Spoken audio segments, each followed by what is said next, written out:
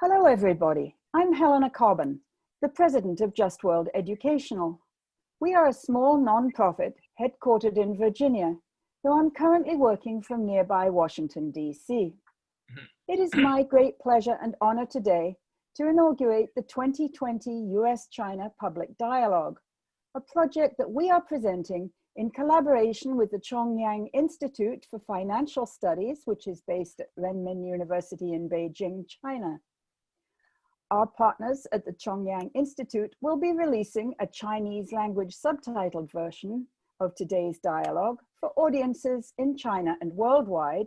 At the same time, we release this English language version for audiences here in the United States and worldwide.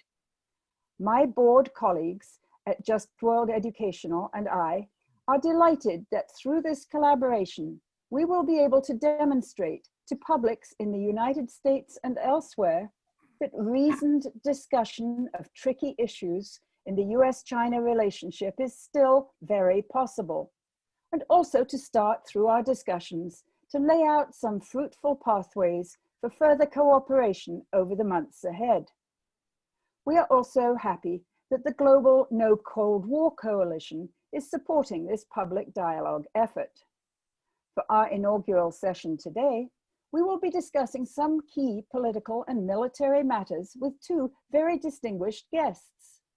From Beijing, we have Ambassador He Yafei, who is currently a senior fellow with the Chongyang Institute. Ambassador He has previously held many high-ranking diplomatic posts, including as Counsellor of the Chinese Permanent Mission to the United Nations and Vice Minister of the Ministry of Foreign Affairs. Ambassador He, I want to welcome you to this public dialogue and ask you to pass on to your colleagues at the Chongyang Institute our thanks for their work on this joint project. Thank you, I'll do that. It's a great pleasure to be in this public dialogue. I think we do need dialogues in various forms between China and the United States right now. Thank you. Great to have you with us. And our second guest from here in Washington, D.C. is Dr. Michael Swaine, who recently became the first director of the East Asia program at the Quincy Institute for Responsible Statecraft. Dr. Swaine is the author of numerous books and articles. He is co-director of a multi-year crisis prevention project with Chinese partners, and he also advises the US government on Asian security issues. Dr. Swaine, welcome and greetings to your colleagues at the Quincy Institute. Thank you very much, Helena. It's a pleasure to be here and participate in this event. So now, just before we get into the substance of our discussion, I want to tell everyone that from our end at Just World Educational, we will be releasing the English language version of this session in video, audio, and text formats. And the archived versions of all these formats and a lot of other relevant material is being made available via a handy resource page on our website, www.justworldeducational.org. So today, we'll be discussing 4 questions. For each question, I'll first give each guest a chance to provide a quick reply. Then, as time permits, I'll engage both of them in a short discussion before we move on to the next question. So now, our first question. How do you both characterize the broad shifts in the balance of power between the two countries since 2000 and also since March 2020? Ambassador He, I'll turn to you first. Thank you so much. The balance of power has been shifting all the time, especially between and among major powers. And it has been obvious that it picked up speed in the past 20 years, especially in the last 20 years. Broadly speaking, what we call the Great Convergence has been the historical hallmark of the second part of the last century, and also the first 2 decades of this century. With a large number of emerging markets and developing countries, growing economically and politically. In particular, China, with its achievements of opening up and reform in the last 4 decades, and has been often mentioned as a good example of globalization. The geopolitical discourse and the international conversation at the same time has been almost fixated on this topic, meaning the Great Convergence, the rise of China, etc. Meanwhile, the sweeping globalization and ensuing free movement of goods, services, people, and information globally has produced numerous miracles in wealth accumulation and economic growth, with ever greater connectivity among countries and individuals, as demonstrated in the dense and highly interconnected global supply chains and various social networks. No doubt, this great convergence would not be possible without the fast and vast expansion of globalization. Now, unfortunately, there are a few things that have come to surface together with the benefits of globalization, which I believe contributed also to the quick shift in the balance of power between the US and China, and also globally. I will mention a few quick points. One, inequality actually increased rather than decreased with the accumulation of wealth over the past few decades, which pushed up populism, nationalism, protectionism in the United States and elsewhere, which radicalized politics and produced identity politics. These things have actually halted globalization as is known right on its track. So we have seen an anti-globalization movement resurging to the surface. It is safe to say what we know, the globalization as what we know is over, and we're entering phase 2 of globalization. The shift in the balance of powers, along with those things produced in globalization, what I mentioned, inequality, etc., tend to make US politicians of both parties and some others to blame China for that, and also for problems arising in the US and in its population, mostly affecting blue-collar workers. They suffered because of the shift in global supply chain, which exacerbated the inherent geopolitical competition between the two major economic global powers. Secondly, another important factor that affected the balance of power between the two is that advances in technology such as AI, artificial intelligence, big data, robots, universal networks of things have again further upended the world we know and fast-tracked the relocation of manufacturing and ways or means where goods are made, services are provided. All this have produced unwarranted worry on the part of the United States, especially I would say its military intelligence and the military industrial complex, that they believe China is challenging or in a position to challenge and possibly would take away the America tech superiority. That, is shaping or reshaping US perception of China's strategic intention in a very negative way. Lastly, I would have this point to make. What impacted the most since March 2020, the last 6 months or so, is the current COVID-19, the pandemic, which has reshaped, unfortunately, again, the way of life, way of production in a fundamental mention, with global supply chains being twisted and broken, which produced huge impact on geopolitical landscape in many ways, in particular the political, economic, and other relationships between US and China. The COVID-19 is a game changer. This game changer also changed in a negative way the relationship between China and the United States. I have to say, the pandemic should have been a good opportunity at the very beginning for US-China to have expanded cooperation and to jumpstart a worsening bilateral relationship.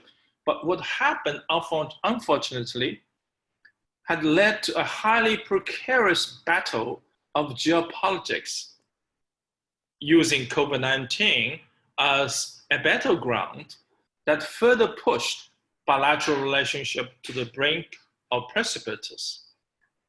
Added to this toxic mix is the US election year politics, which makes things even worse, even more unpredictable and dangerous. That will be my comments. Thank you very much. Thank you. Wow, that's quite a broad perspective. So now, Dr. Swaine, what is your answer to the question about the shifts in the balance between the two countries since 2000 and more specifically since March 2020? Well, thank you, Helena. I'll say a few things about sort of what is the balance of power, and then I'll focus on the US and China. Not be quite as broad in my scope as Ambassador He just was. The balance of power issue is not as simple as what a lot of people often think. It includes a lot of factors: economic, military, political, social. It includes both quantifiable and structural measurements of power like GDP, the size of one's military, and qualitative measurements, including very subjective assessments involving soft power factors such as the attractiveness of a country's political system to others, the general image a country has in the global community as either threatening or non-threatening, whether it's a model for emulation, etc. When you take all these factors into account, to me, there is no question that the United States today remains the most powerful country on the planet in the aggregate. It has the most powerful military in terms of its global abilities for power projection. It is still the largest economy by many measures, and it remains an influential actor through its soft power, its relations with friends and allies, and its diplomatic activities. However, and this is a big but, many of its powers have eroded in recent years in both quantitative and qualitative ways, and especially, in my view, under President Donald Trump and since COVID. Its image has been tarnished significantly globally. It has frayed its relations with many allies. Its diplomatic capacities and skills have diminished. Its overseas economic influence in some ways has declined because of its massive fiscal deficit. And it has undermined multilateral institutions such as the UN, the World Trade Organization, the World Health Organization, and in the process is therefore weakening some global norms. Its disastrous handling of the COVID pandemic have painted it really in some ways as a pathetic giant to many countries, unable to protect its own citizenry. And domestically, it remains polarized politically and to some extent paralyzed. And it underfunds domestic investment in a lot of public goods and areas. Now, China, for its part, has obviously increased its power capacities in some ways, as Ambassador He just alluded, while diminishing it in other ways. It's the second largest economy at nearly $13 trillion, the major trading nation with many countries around the world. It has very large financial reserves. It has more state direction over its economic activities than the US does, and this is both good and bad. And it has a growing modern military with far greater power projection capabilities than in the past. And it has greatly expanded its diplomatic presence around the world and uses its economic power to leverage and influence other nations. At the same time, China in recent years has in some ways reduced its power and influence, in my view. Although it's overall more influential on the world stage, I think it's also tarnished its own image among most developed countries and even some developing countries. Because of its more repressive domestic policies under President Xi Jinping, its increased emphasis on a single leader and a single ideology over institutionalization and growing expertise, and because of its sometimes ham-fisted diplomacy overseas regarding disputes with its neighbors, some influence activities in places like Australia, and in some of its loan assistance to other countries. Like the US, China can appear at times arrogant, excessively selfish, and intolerant of the interests of others. And of course, it still labors under many serious domestic problems, from severe pollution to corruption, ethnic unrest, etc. And I would say that for most democratic countries, it's certainly not a terribly attractive model for political system or development. And I'd say its handling of COVID, although I would say better than that of the United States, has nonetheless been somewhat of a mixed picture.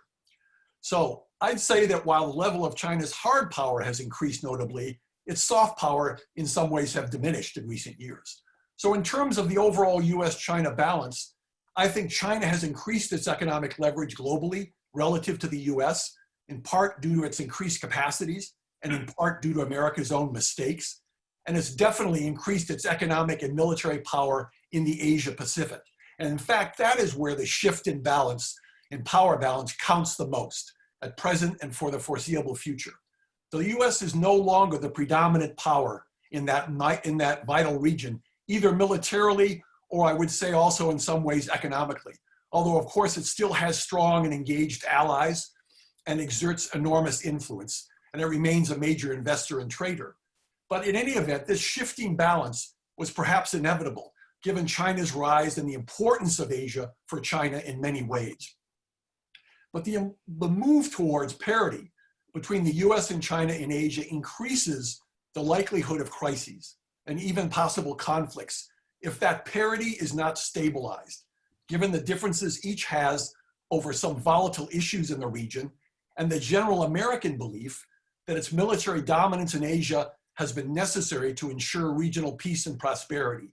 That dominance is disappearing. So under a growing parity, each side is more tempted to test their relative influence over volatile issues like Taiwan and maritime disputes. And that is a challenge for both countries. Both sides need to recognize that neither can nor should dominate Asia, and both need to work to reduce misunderstandings and miscalculations. Thanks.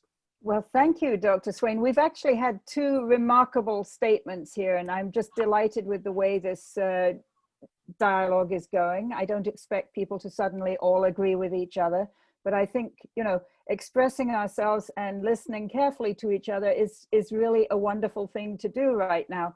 I'm going to move on to a sort of a historical question, one that's of relevance to me because at the time of the US-Soviet Cold War, I was studying strategic studies quite closely. So my second question is, how do you characterize the differences between the current US-China dynamic and the dynamic that existed between the US and the Soviet Union throughout their historic Cold War? And this time, I'm going to go to Dr. Swaine first for an answer. Okay, thank you, Helena. Well, in my view, the Cold War between the United States and the Soviet Union and the relationship between US and China today is very different in many ways. China is far more integrated into the global economy and global institutions. Many Western countries are increasingly dependent on trade with China, far more than was the case with the Soviet Union. Despite efforts by the US to decouple China from some economic and technology spheres, China is an increasingly innovative nation with dense technology exchanges with many countries, including the US and other democracies. And its technology companies are present around the world in a major way. And there remains a large degree of economic interdependence between the United States and China. US exports to China are up by over 500% since 2001. And in 2018, China was the largest supplier of goods to the United States. Also, unlike the Soviet Union, China does not actively seek to duplicate its system across the globe, despite what some say, even though it is exporting surveillance technologies and in some places engages in what some would regard as excessive influence activities.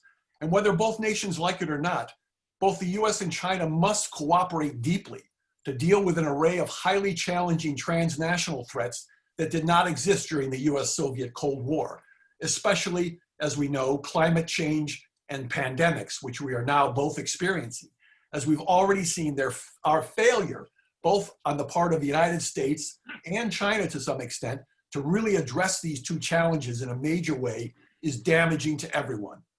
Also, China today doesn't control a large block of other nations and territories that chafe under its rule as the Soviet Union did. It has domestic ethnic difficulties, yes, but among a relatively small part of its total population, which is generally united and very nationalistic. But at the same time, it has almost no allies and none with great influence. What is similar to both countries is that they both, to some extent, in my view, need an external adversary of some sort to strengthen and reinforce their self-image, their ability, and their unity. I think this is especially true on the Chinese side. But this also exists on the US side, and especially within the defense establishment. So the current dynamic can deepen animosity and distrust, but the two countries, should be able to put more enduring and mutually beneficial boundaries on their interaction than occurred during the Cold War between the US and Soviet Union, limiting it to certain types of competitions, but not to an existential rivalry. Thank you. Thank you.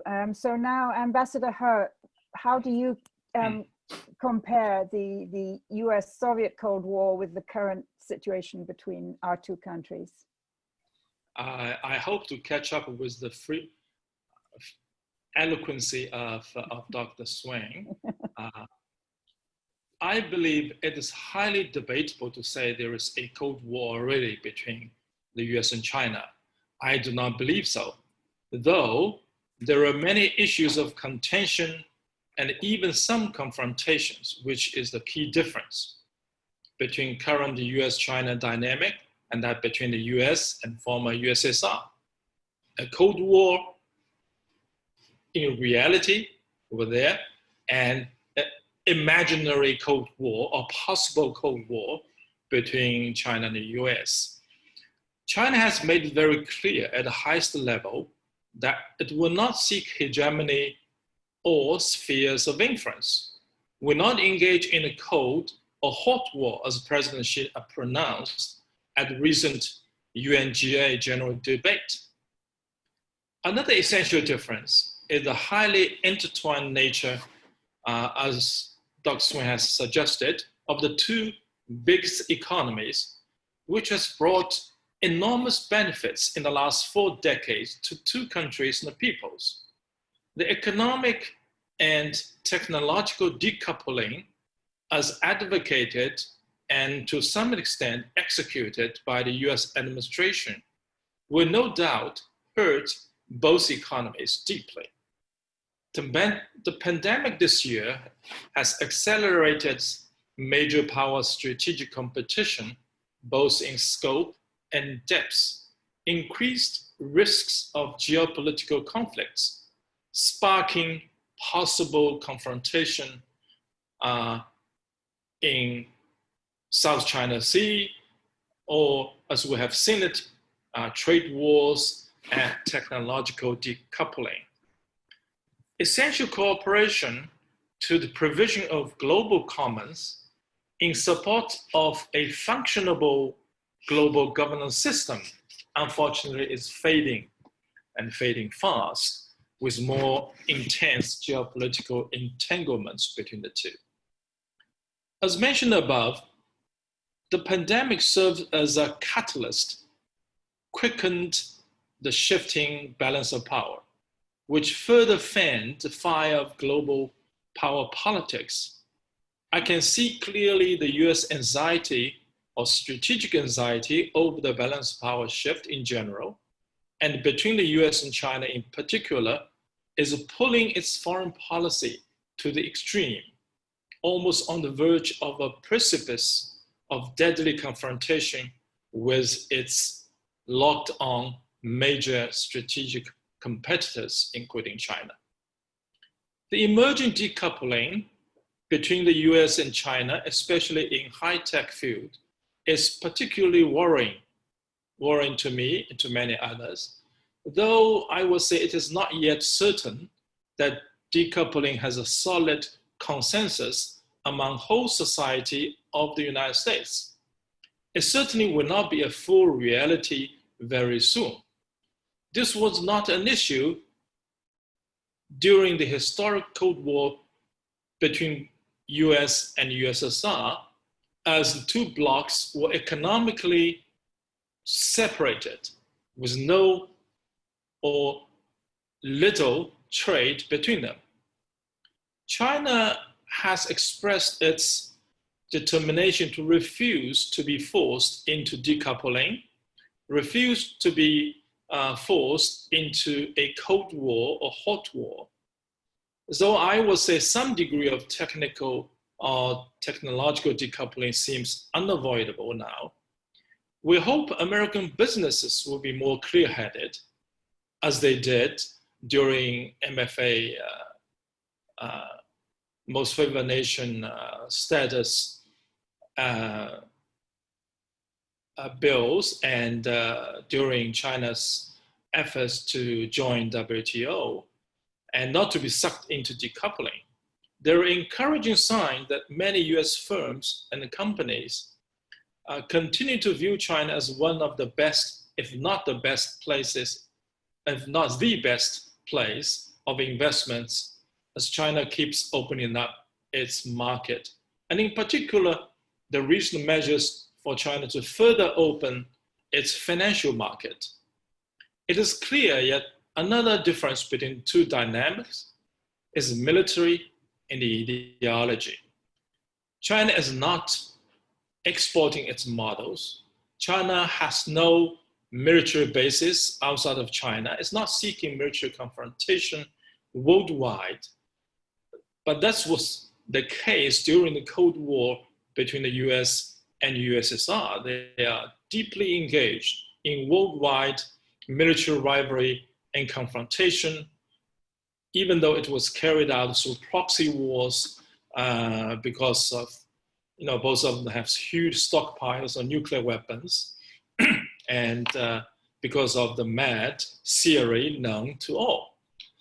Certainly there is no such rivalry existing between China and the United States. As for ideological competition, it is true, I would say, China believes in its own path of development and its own political system that proves to be quite effective and beneficial to Chinese people, and has been universally accepted by its people over many, many decades. So it is highly unlikely to find another country that can claim to be politically stable, socially coherent, economically viable nowadays. This made me proud too. I would also disagree with Michael that in terms of soft power about China. I would say soft power about China, or on the part of China, actually grows to be a bit stronger, or even stronger than before. This is not due to the export of China models, because China does not do that.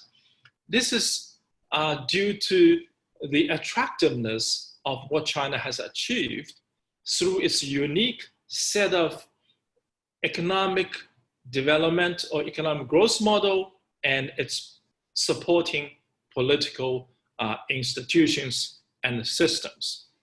So I would say the key difference between the two dynamics is China, again, I would say China does not and will not export its model of economic growth and its political system. On the contrary, China has been calling over the years for dialogues between different cultures, different civilizations. I remember when the blueprint of Belt and Road Initiative was first officially laid out in the spring of 2014 at the Boao Forum. President Xi, in his keynote speech, proposed an intercivilizational dialogue in Asia to begin with.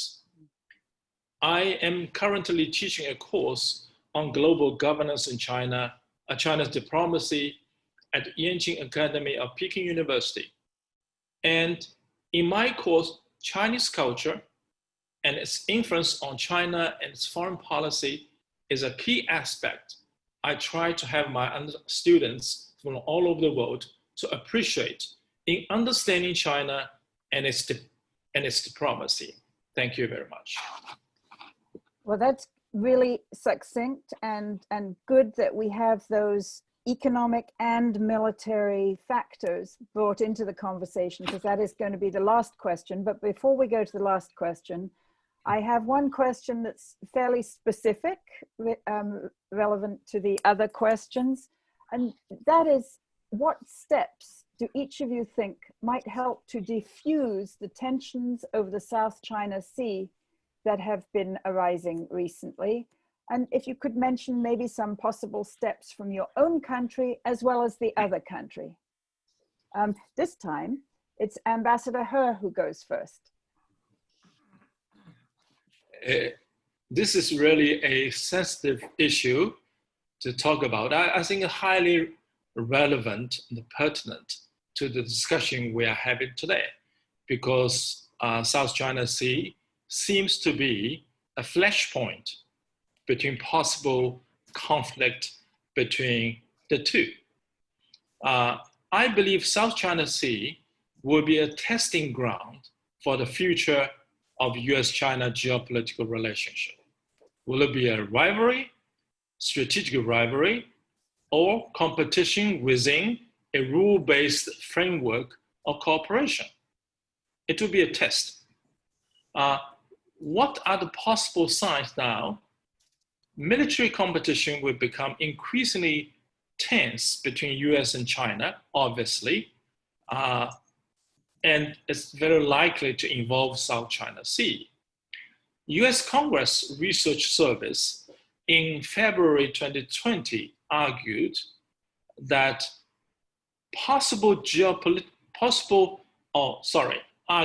general potential US goals for US-China strategic competition in South China Sea may include, and I quote, fulfilling US security commitments in the Western Pacific, including treaty commitments to blah, blah, the Philippines, etc., maintaining and enhancing the US-led security architecture in the Western Pacific, maintaining a regional balance of power. I would put emphasis on that, balance of power, regional balance of power, favorable to the United States and its allies and partners, defending the principle of peaceful resolution of disputes and becoming a regional hegemon, and preventing China, here mentioned in particular, preventing China from controlling or dominating the South China Sea. I mean, you can see, obviously, this is quite official. The US and China had different definitions of concepts, such as offense or defense, regarding China's construction on islands or reefs and, quote unquote, the militarization of South China Sea. Moreover, shift in balance of power between the two and the subsequent misperception of the other's intention are driving those differences to the extreme. The US, I believe, wrongly believes China's action in South China Sea pose a threat to its strategic interest, to its dominant position in South China Sea, which of course is debatable whether we should have that. China senses that US action proclaimed or actually done are provocative to the least and dangerous to the worst.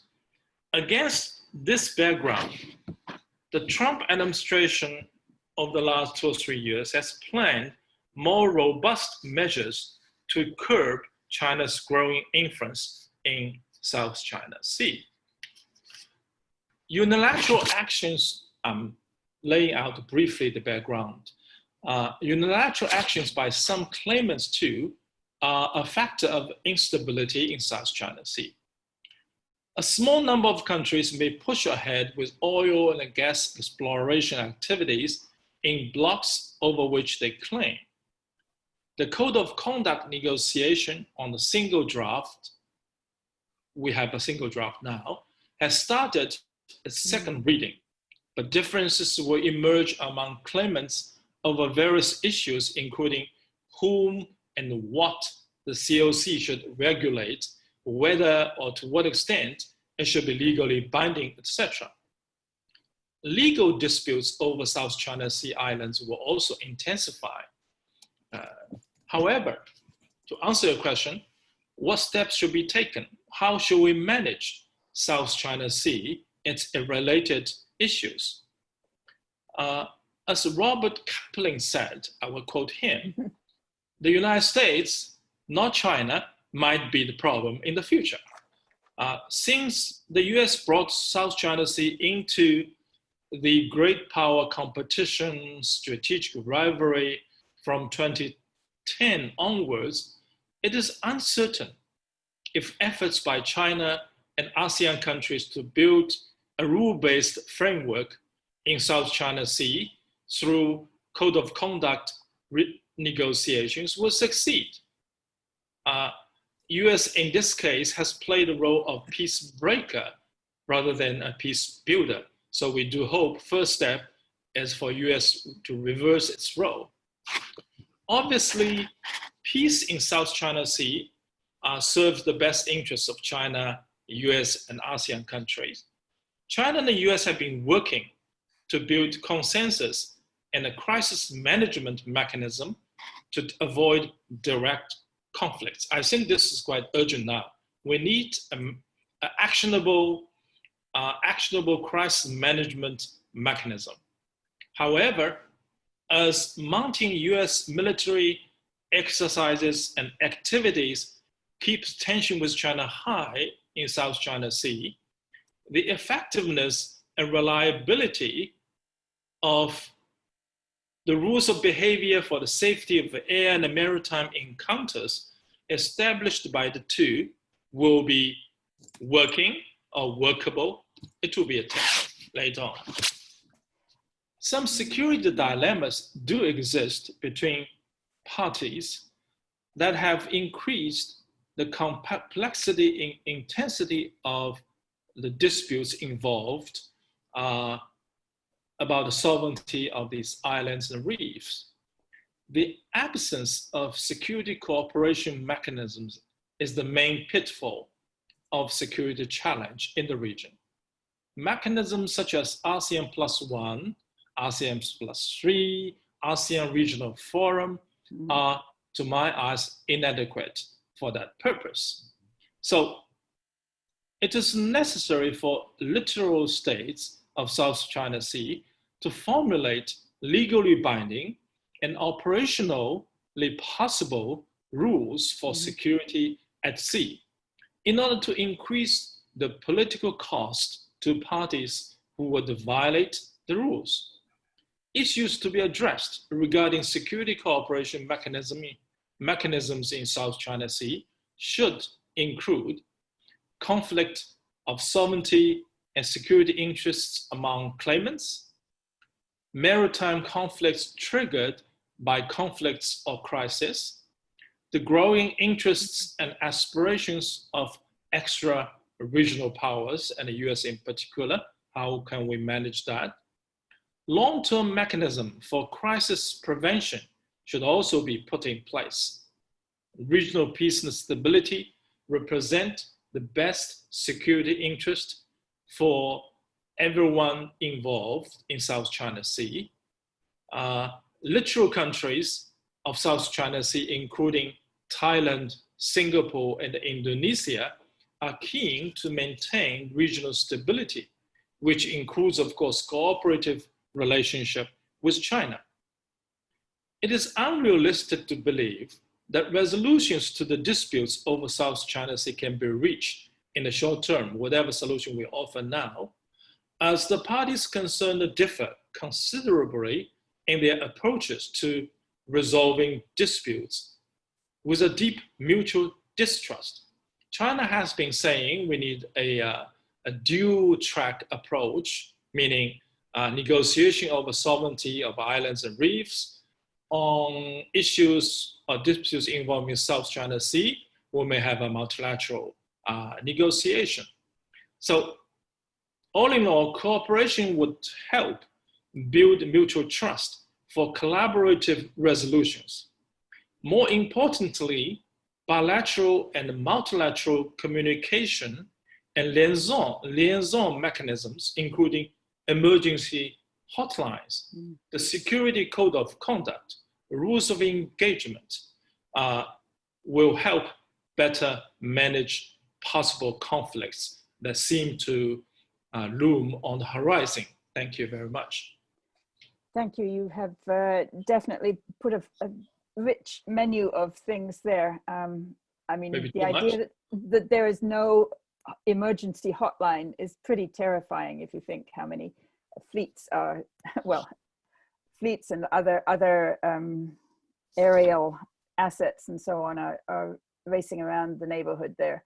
So now, Dr. Swaine, can you answer about the South China Sea? What steps do you think might help to diffuse the tensions, possible steps from your own country as well as the other country? Yes, thank you, Helena. Well, Ambassador He put forth a very broad and comprehensive agenda of things that could be implemented to try to reduce the likelihood of tension and conflict in the South China Sea. And I endorse just about everything that he said in that regard. I hope those things are possible, and that all the claimants genuinely will support the creation of agreements that have binding influence on all parties in resolving disputes. I'm a little skeptical that that can happen, but I hope it will be possible. But let me just give a few specific points about what I think in maybe the short term needs to happen. I think that in both the South and the East China Seas, where China also has disputes with Japan, the United States needs to reinforce its long-standing position of neutrality in these disputes over largely uninhabited islands and their associated marine resources. It should more actively support peaceful negotiation among the claimants and mutually agreeable and realistic compromises in accordance with international law and fairness. But at the same time, the US should, but I'm sure it will not, recognize that American involvement in the disputes over the past decade has at times actually exacerbated tension, rather than promoting restraint on the part of China and other claimants. So I agree with Ambassador He that the US should engage in confidence building and demilitarization talks with Beijing and the other claimants. And these should cover all forms of military behavior, including freedom of navigation operations, but also including Chinese deployments on its artificial islands and the Spratly Islands in the south of the South China Sea. But even without such talks, I think the US should in any event discuss reducing, if not ceasing, some of its freedom of navigation operations near disputed island territories, recognizing that such operations distort the original purpose of the freedom of navigation program, and they undermine the utility of US military signaling, and they heighten the risk of US military involvement in some sort of destabilizing crises. But I think China, for its part, needs to do several things it hasn't done either. I think it needs to reaffirm unambiguously that it will never employ force to remove other claimants from disputed islands and reefs unless others were to attack it first, and that it is committed to finding a peaceful, mutually acceptable solution to its disputes. China also needs to stop harassing its neighbors in waters where China has no nearby territorial sea or exclusive economic zone claims, and yet falls within the 9-dash line. In some cases, China has behaved as if the 9-dash line entitles it to exclusive historical rights in various waters. And that has really exacerbated tensions in the area. I think China should be very careful about that, restraining its behavior and not engage in exclusive approaches towards fishing rights and other things. There's no basis whatsoever in international law to justify a nation excluding other nations from areas where it only claims a historical right to fish or exploit marine resources. These are supposed to be shared resources, not exclusive. Overall, I hope that China recognizes that an attempt to assert exclusive control over the South China Sea, its territories and waters, will hugely damage its interests and could spark a conflict with the United States. So we have to avoid that. And I hope that China recognizes that the United States needs to be, in some sense, a party in discussing how you can reduce tension in that region, and should engage in the kind of discussions that Ambassador He has presented. I'll stop there. Thank you. Well, that's great. I mean, at the beginning I said, you know, I hope that we can lay the basis for further discussions. And I think on the basis of what we've heard from Ambassador He and Dr. Swaine, we definitely do have the basis for a very rich further discussion on the South China Sea issue. Sadly, we can't stay with it right now because the clock is ticking on. And I have at the end here just one sort of big picture conceptual thing, a question that maybe draws together many of the threads that we have alluded to so far. And that is that Professor Graham Allison has spoken and written a lot about the Thucydides trap, which posits a high probability of conflict between a waning power and a rising power. But my colleague on the board of Just World Educational, Richard Falk, has talked about a Clausewitz gap in which the United States has for decades now been projecting its power globally via primarily military means, while China has been doing so through primarily economic and soft power means.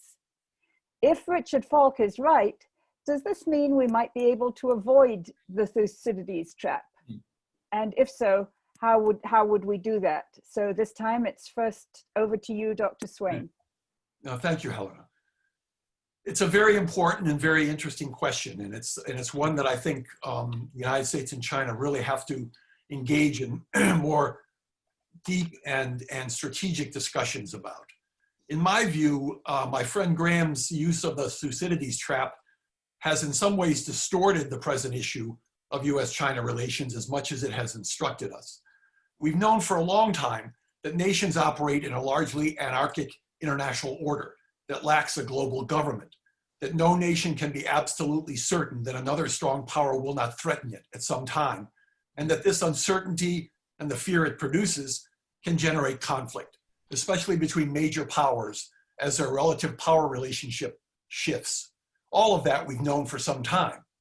But we also know that not all major states are always unlimited power maximizers, that their perception of threat is heavily influenced by a wide range of factors that go beyond simple measurement of capabilities, and that aggressive drives to achieve total dominance most often result in damaging wars for all sides. We also know that the possession of nuclear weapons, which obviously did not exist in ancient times, exerts a very strong downward pressure on dangerous risk-taking by nuclear powers. And these dangers are further reduced by the fact that states tend to combine to counterbalance against aggressive hegemonists, and that the modern day global economy has indeed increased the economic costs of warfare far more than in the past. But one positive lesson that you can draw from the experience of Athens and Sparta is that smaller states, smaller allies, can at times pull larger states into conflict by creating what's called commitment traps that enhance the perceived need of the larger power to defend its credibility against what it sees as a challenge provoked by the smaller. As one scholar has observed, the structural variables in 5th century Greece were contests for honor, rivalry, polarity, and alliances. The situation could have been improved had the strength of any of these variables been lessened. In US-China relations today, analysts and statesmen need to carefully monitor these same structural variables, end quote. So what all this tells me is that the US and China are certainly not destined for war.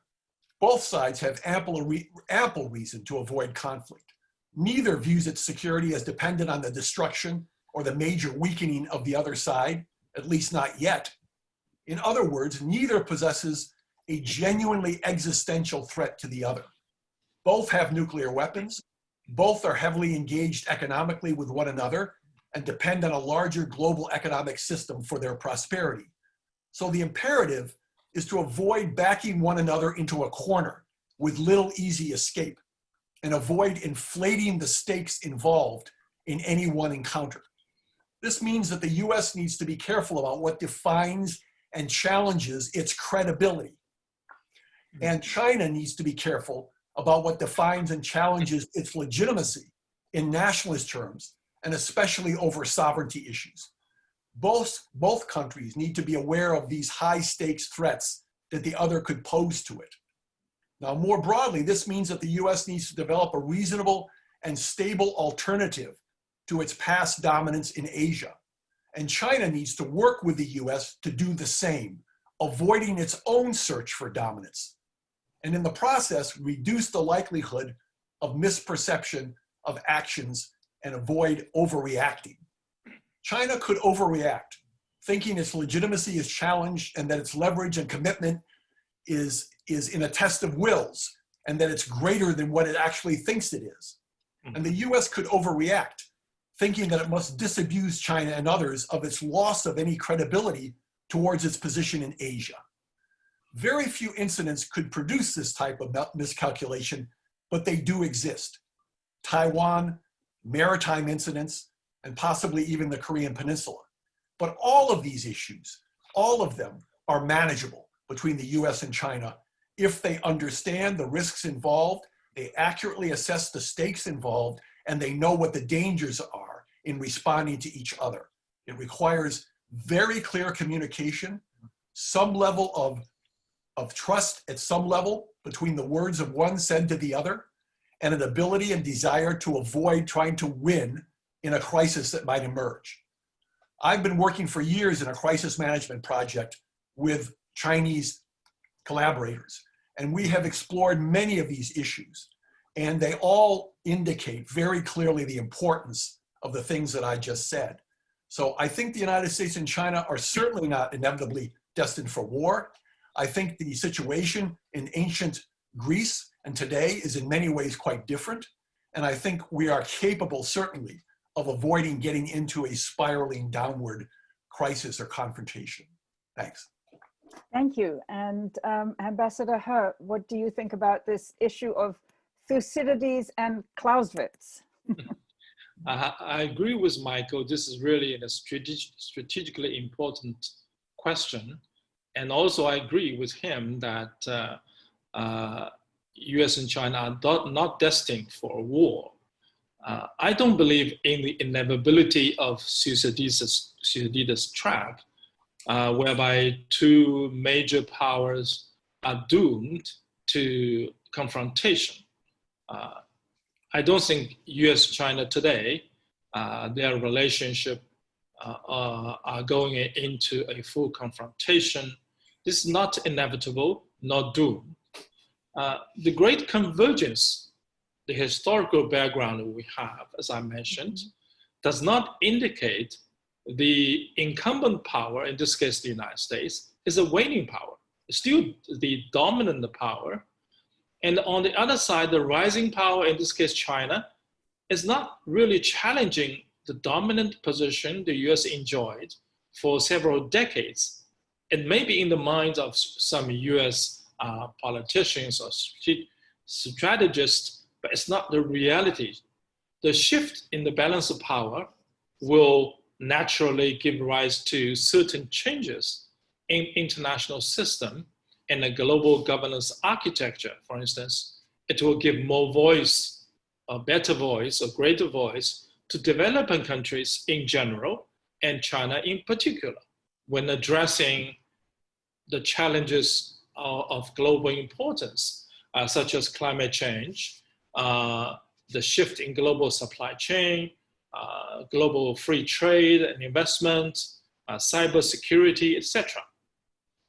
For the United States, as the dominant power in the current international system, it has relied very much on its military power, monetary power, meaning financial power, as well as high ground in science and technology to maintain such a position. And it's a perception of other countries growing economically, politically, and militarily, or otherwise, have often turned the United States into a state with high anxiety about its hegemonic position. Of course, some domestic problems have also caused the US to think in this fashion. All these things have provided, it seemed to me, ample ammunition for the US to move against any country it believes could become a regional hegemony or a challenge, as described in great detail by Professor Mian Scheimer's famous book, The Tragedy of Great Power Politics. Mm-hmm. It is called offensive realism. Coupled with stubborn ideological bias against China and the CPC, the US has embarked, I believe, as I see it, on the dangerous road of confrontation with China in recent years, especially in the last 2 or 3 years, with military threats, sanctions, economic decoupling, etc., which, if it really carried to reality, to be a reality, could lead both countries down the road to this trap, Thucydides' trap. China is fortunately clear-headed enough to refuse to play such a deadly game. I am mindful of what Dr. Swaine has suggested. Neither side should not overreact. I agree with that. We should not engage in the overreaction to any provocations that could lead to a Cold War, even hot war with each other. The clauses with gap is not, I believe, an accurate description of the whole picture for the US-China relationship. It is true that China firmly believes in and supports economic globalization and a fair system of global governance where countries big or small are treated equal and benefits of globalization should be accessible to everyone. Greater efforts must be made to narrow the gap between the rich and the poor, both domestically and internationally. Inequality is an issue we need to address very seriously. It is quite urgent. The debate or the danger of populism and identity politics now defining political ecosystem in many countries, including the US, should not be underestimated. Is this trap avoidable? My answer is yes. We're not doomed. US and China are not doomed to fall into that trap. Continued economic globalization, continued dialogue among different cultures, especially between China and the United States, are the way out. We need to be re-engaged in globalization, in bilateral economic relationship, in dialogues in various forms, looking into the future as described by the current UN Secretary General. It is a future of further unpredictability, uncertainty, and instability. Faced with that, we need cooperation even more. The cooperation, I believe, is a necessity, not a luxurious option, especially between China and the United States. We need to re-engage in dialogue, especially strategic dialogue about this trap, because this is, if we're not serious about it, it could become real. It's not real, but it could become real. Unfortunately, the dialogues has not been happening and has been cut off. So we need to revive that. Any differences, be they ideological or economic, should be addressed wisely in political negotiation and a strategic dialogue. Definitely not through coercion or confrontation. Unfortunately, the political environment now prevailing in the US, especially during the election year, is not conducive to such an approach. Keep our fingers crossed maybe after the election, we could possibly restart such a dialogue. And we should not be, as I said before, sleepwalking. You know, sometimes we are sleepwalking into a trap. So we should all be waking up. This is something we need to consider very seriously: trust, dialogue, and cooperation. No matter how difficult they are, we need to do that because we have done it. We have benefited a lot from the past several decades. Why not continue? Because the prospect of inaction or doing something otherwise is pretty precarious and dangerous. Thank you very much. Thank you indeed. I think it's particularly wonderful that we've been able to have this conversation during these few weeks leading up to the election, which, as Ambassador He noted, are like, it's a time when a lot of rhetoric here in the United States gets pretty crazy and on occasion xenophobic and difficult to understand. But I want to thank both of you for sharing your thoughts and your insights. I'm afraid that this has to wrap up our first session of our US-China public dialogue. We've actually gone over the time, but that's okay. I wasn't going to interrupt. We're planning to present the next session of the dialogue, which will deal with economic and technological issues in the US-China relationship exactly 2 weeks from today. Please remember that you can find out the latest news of what's happening with this project at this page on our website. It's bit.ly/US-China-dialogue. So now I want to thank our two guests for the wonderful contributions they both made to today's literally globe-girdling discussion.